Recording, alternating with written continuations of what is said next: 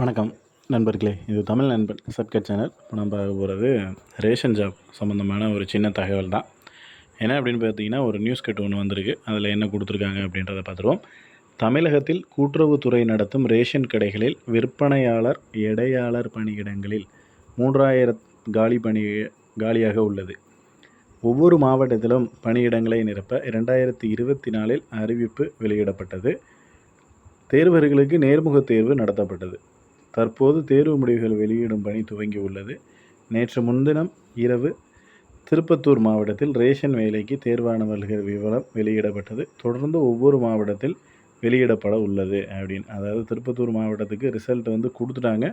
So அதை தொடர்ச்சியாக அடுத்தடுத்த மாவட்டங்களுக்கு ரிசல்ட் அப்டேட் அப்படின்றது கொடுப்போம்னு சொல்லியிருக்காங்க.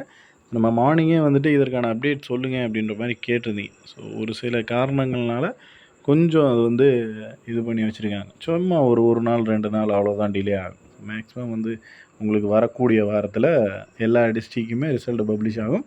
அது தனித்தனியாக தான். இப்போ திருப்பத்தூர் கொடுத்துருக்காங்கன்னா அடுத்தடுத்த மாவட்டத்துக்கு ஒரு நாளாக தான் ரிலீஸ் பண்ணுவாங்க. மினிமம் ஒரு 2 வீக்ஸ்க்குள்ளவே எல்லா டிஸ்ட்ரிக்கும் ரிசல்ட் அப்படின்றது பப்ளிஷ் ஆகிடும். ஸோ ரிசல்ட்டு பார்க்குறதுக்கான லிங்க்கும் லாஸ்ட் வீடியோவில் சொல்லியிருந்தேன், எப்படி போயிட்டு செக் பண்ணணும் அப்படின்றத.